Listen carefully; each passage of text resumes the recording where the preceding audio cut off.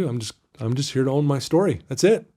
So I start sharing my story to all these 120 inmates. And by the way, they were all sitting up straight. They're all listening. They're not talking to their neighbor. They're not sleeping. I'm like, this is unreal. They're in this. And so I'm sharing my story, and I'm about, 30 minutes into it. And I have this impression again. I've learned to listen to these impressions, ask them this question. So I kind of stopped what I was doing. I go, I got a question for you. How many of you in here, by the show of hands, are criminals? Every hand goes up.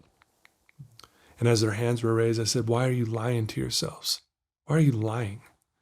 And they slowly start to go down, and they're looking at me like, dude, we're in prison. What are you talking about? We're criminals. And I said, how many of you, by the show of hands, committed a crime yesterday? Raise it. Luckily, no one raised their hand. I said, how many of you committed a crime yesterday? Raise your hand. Not one hand goes up. And I said, see, you're lying to yourselves. And then I asked them these questions. How many of you today have been honest so far? Today, just today.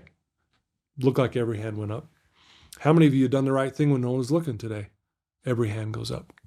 How many of you have followed all the rules today here in prison so far? Every hand goes up. And then I said, how many of you have shown respect to your cellmate today so far? Every hand goes up. And I said, see, you're lying to yourselves. You call yourself criminals, but you just told me you're honest, you have integrity, you're respectful, and you're caring.